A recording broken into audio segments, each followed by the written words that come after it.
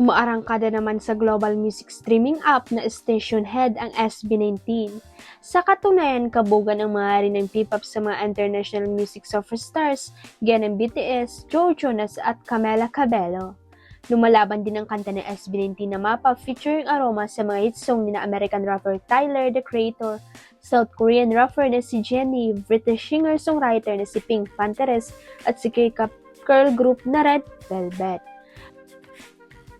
Hanggang ngayon ay patuloy pa rin namamayagpag ang Indonesian version ng Mapa nila Stel, Pablo, Josh, Justin at Ken kasamang Indonesian superstar na si Aroma sa buong mundo.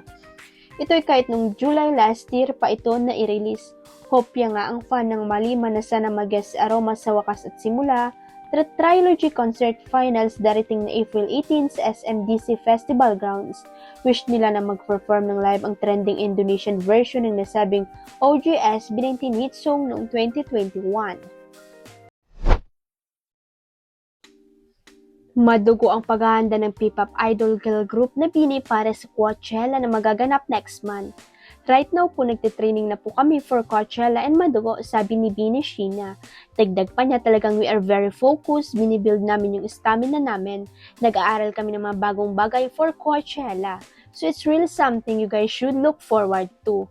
Revelasyon naman ni BINI Joanna, nagkaroon muna sila ng huddle bago simulan ang rehearsal. Pero bago tumungo ang Nations Girl Group sa Coachella Valley sa California, USA, ay binalikan muna nila ang mga lugar kung saan sila nagsimula. Una na nga dyan ang Dolphy Theater na kinuna ng bago nilang music video na Unang Kilig. Ito ang uling beses na mapapanood ang grupo sa Dolphy Theater bago ito gibain sa mga susunod na buwan. Sumunod nga ay ang pagbabalik nila sa Market kung saan magkakaroon sila ng isang major mall show sa March 21.